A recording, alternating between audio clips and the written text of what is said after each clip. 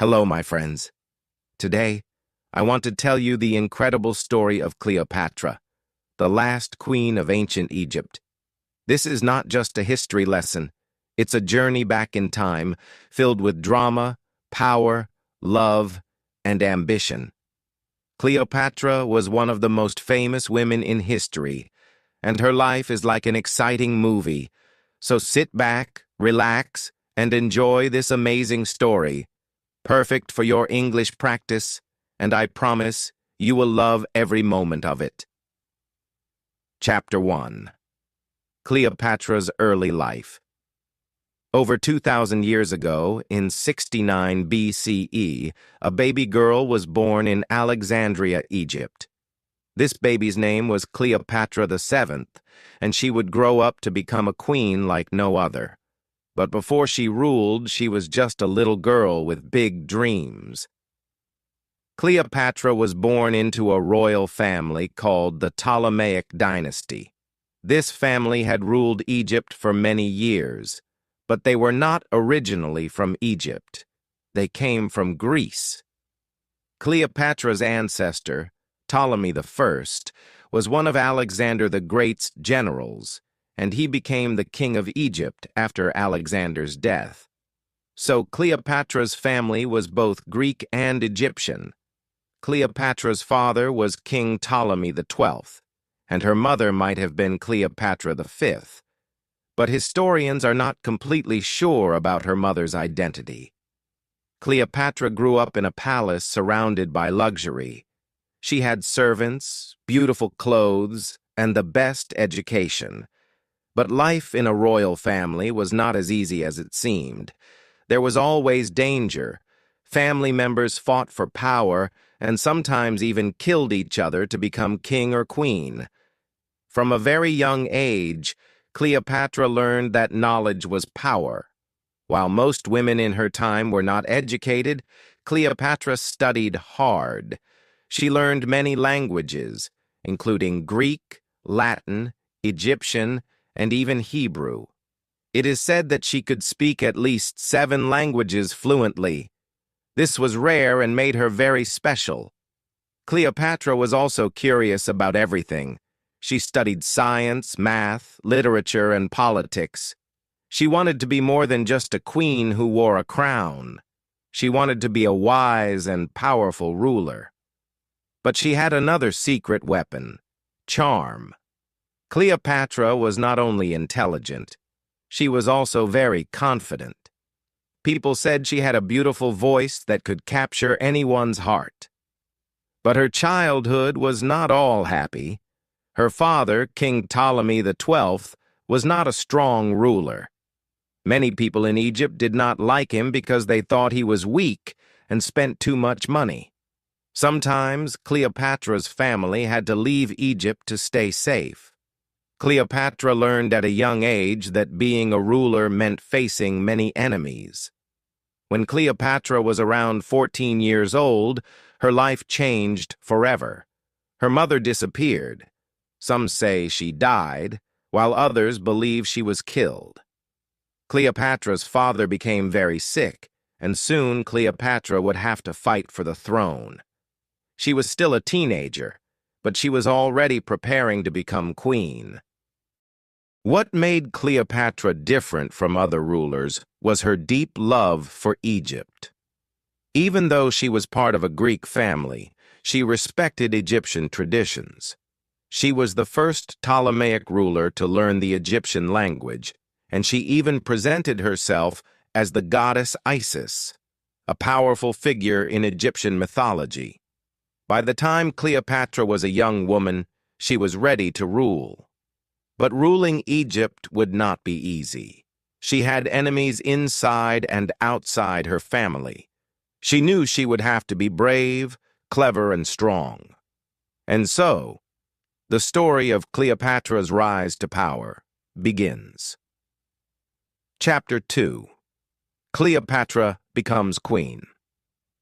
Cleopatra was no ordinary young woman. From the moment she was born, her destiny was to rule, but becoming queen was not easy. It was a path full of danger, betrayal, and clever plans.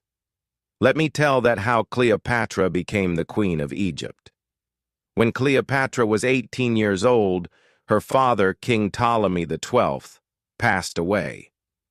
In his will, he declared that Cleopatra would rule Egypt, but not alone.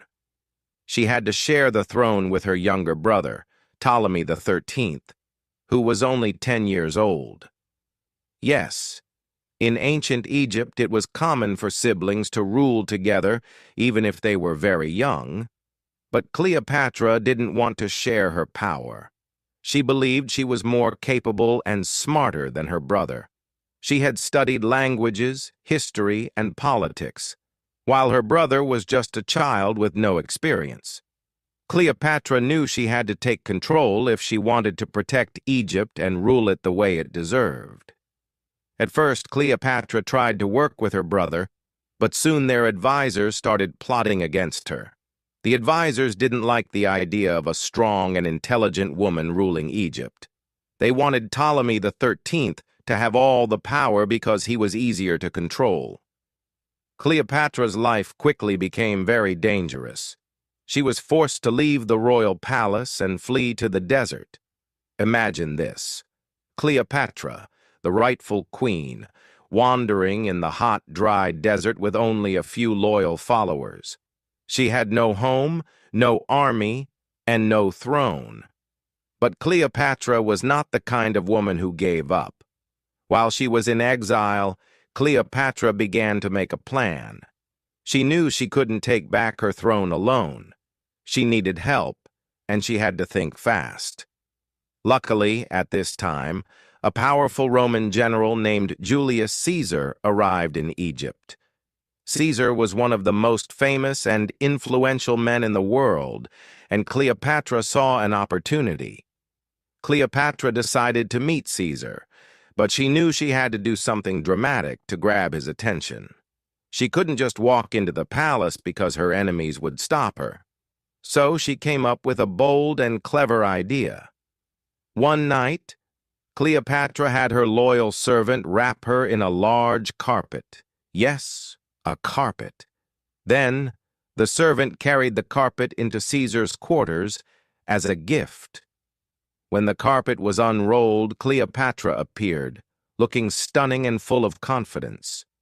Imagine Caesar's surprise when this beautiful, intelligent young woman emerged from the carpet. Cleopatra spoke to Caesar with charm and intelligence. She told him about her struggles, her love for Egypt, and her dreams of becoming a great queen. Caesar was impressed. He saw that Cleopatra was not just beautiful, she was also brilliant and ambitious. Caesar agreed to help Cleopatra regain her throne. Together, they planned a way to defeat Ptolemy XIII and his advisors. Cleopatra's enemies didn't stand a chance against the combined forces of Cleopatra and Caesar. After a fierce battle, Ptolemy XIII was defeated, and Cleopatra was restored as the Queen of Egypt. But Cleopatra wasn't just satisfied with regaining her throne. She wanted Egypt to become powerful and respected again. She started working closely with Caesar to strengthen her country. She introduced new policies, improved trade, and even built a strong relationship between Egypt and Rome. Chapter 3. Cleopatra and Julius Caesar. Cleopatra was now the Queen of Egypt, but her life was far from peaceful. She had won her throne back with the help of Julius Caesar, one of the most powerful men in Rome. But their story wasn't just about politics. It was also about love, ambition, and danger. After Cleopatra defeated her brother, Ptolemy XIII, with Caesar's help, she became the most powerful person in Egypt. But she didn't want to just rule Egypt. She wanted to make her country strong and respected across the world. She knew that having Caesar by her side could help her achieve her dreams.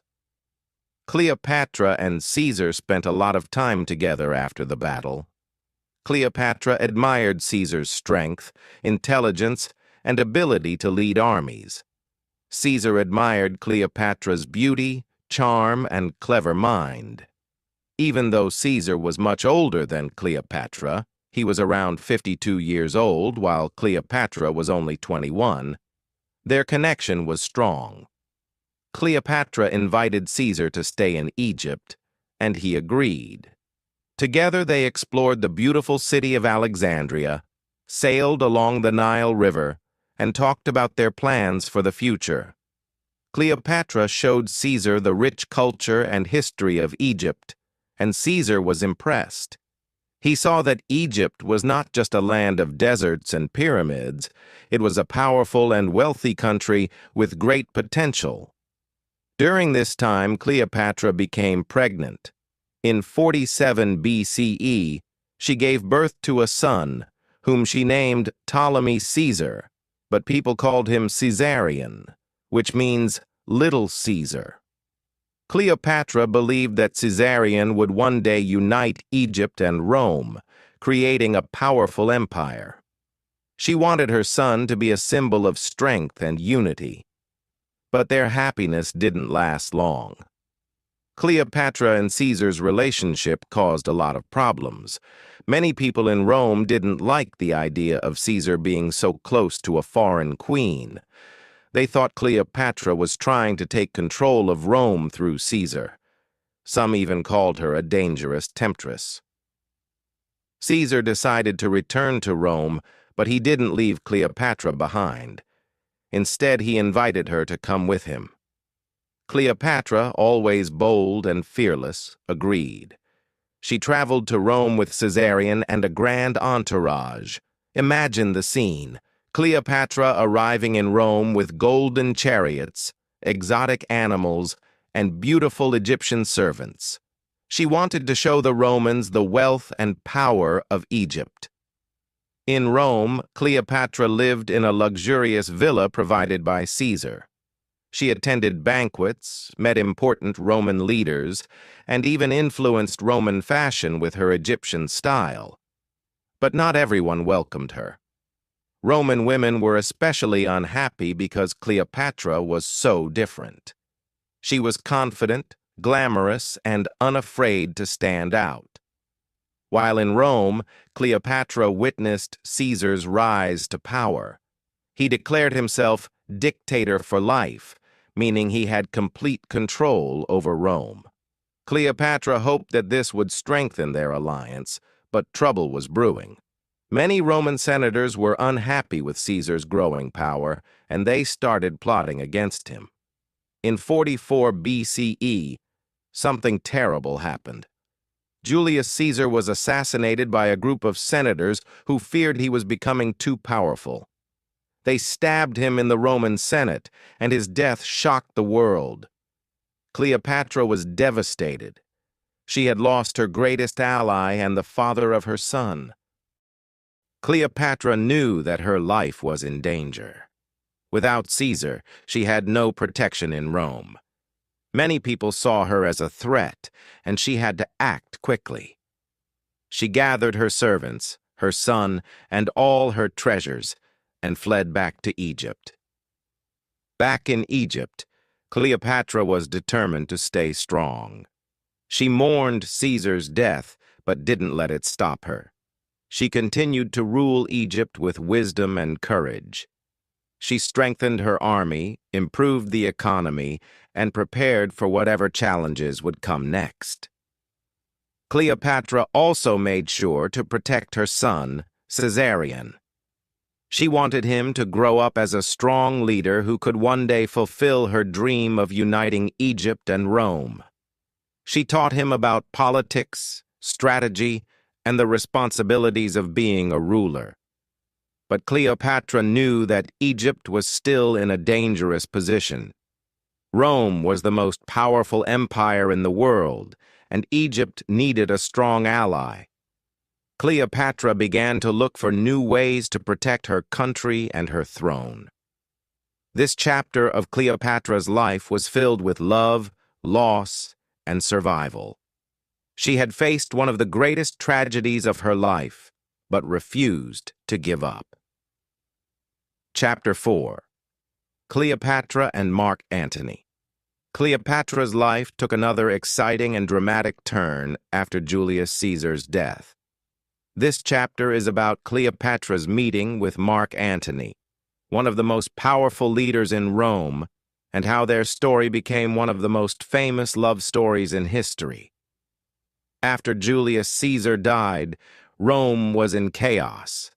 Many powerful men were fighting to take control of the empire.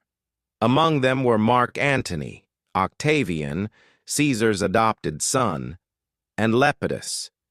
Together they formed the Second Triumvirate to rule Rome, but it was clear they didn't trust each other. Mark Antony was a brave soldier and a skilled leader. He was strong, handsome, and very confident. He was also charming, and people admired him.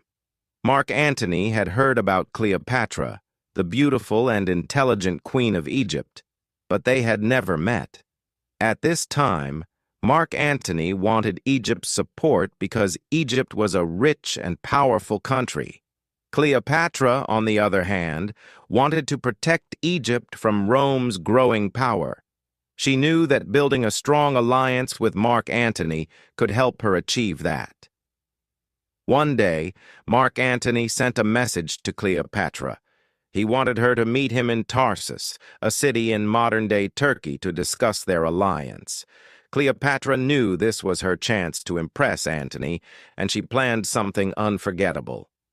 When Cleopatra arrived in Tarsus, she didn't just come as an ordinary queen. She made a grand entrance that would leave everyone speechless.